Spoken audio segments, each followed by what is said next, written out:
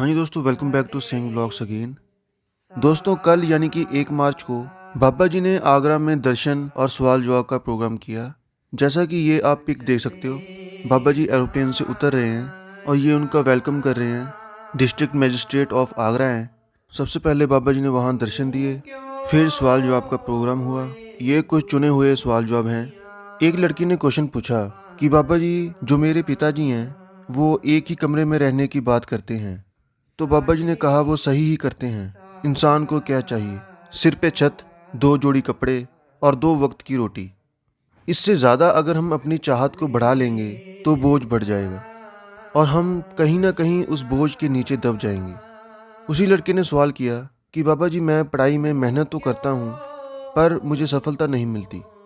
इस पर बाबा जी ने कहा, बेटा, हमें जल्दी नहीं करनी चाहिए। किसी को सफलता जल्दी मिल जाती है, किसी को देर से मिलती है। कोई भी नौकरी लेनी हो तो उसके लिए बेसिक क्वालिफिकेशन तो होनी ही चाहिए। बाकी आगे आपकी मेहनत पर निर्भर करता है। आप अपनी मेहनत करें, आपको आगे नतीजा जरूर मिलेगा। Next question. एक लड़की ने पूछा, बाबा जी, मेरी बहन पिछले 16 सालों से बहुत बीमार रहती है। उसका बहुत इलाज करवाया लेकिन वो ठीक ही नहीं होती। बाबा जी, हम तो हार ही चुके हैं। इस पर बाबा जी ने कहा, बेटा, हमें इस दुनिया में किसका सहारा है? तो उसने कहा, बाबा जी, मुझे तो केवल आपका ही सहारा है। बाबा जी ने कहा, बेटा, मेरा नहीं, उस मालिक का। उस मालिक का सहारा होगा बेटा तो सब सही होगा। वो बेहतर जानता है क्या सही है क्या गलत है। हम तो दुख तकलीफ देखकर उस मालिक के आगे रोना शुरू कर देते हैं। अगर वो मालिक दुख भी बेचता है तो उसमें हमारा ही भला है। एक लड़के ने सवाल किया कि बाबा जी, मेरी भाभी ने आपसे नाम लिया है पर फिर भी वो घर में क्लेश करती है। इस पर बाबा जी ने कहा कि बेटा, नाम लेना तो स्कूल में एडमिशन लेना है।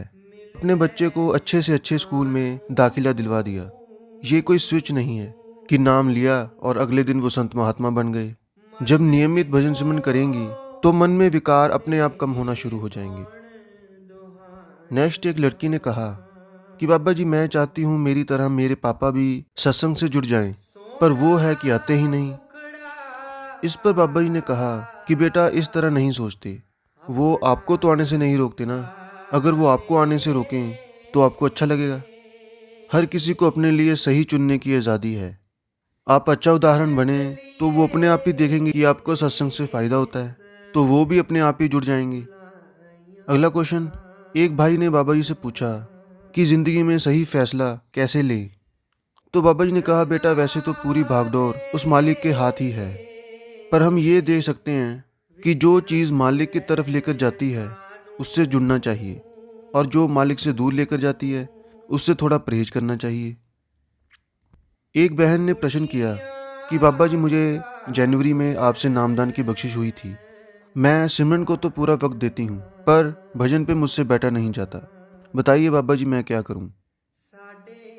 तो बाबा जी ने कहा, बेटा, सिमरन तो ऐसे है जैसे एक बच्चा सारा साल पढ़ाई करता है और भजन ऐसा है, अगर पूरा साल उसने पढ़ाई की है और परीक्षा में नहीं बैठा तो कोई मकसद नहीं ना रहा पढ़ाई का।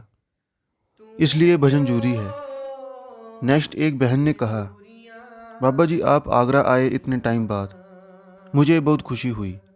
बस आपसे यही विनती है कि आप यहाँ आते रहें और अगली बार जब आएं तो हमें इतना इंतज़ार ना कराएं।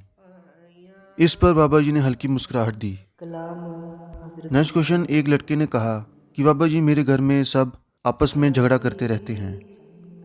इस पर बाबा जी ने कहा कि बेटा, लड़ाई भी अपनों के साथ ही होती है, पराये से कौन लड़ता झगड़ता है। ये भी प्यार है बेटा, थोड़ी नोक झोंक तो होनी चाहिए।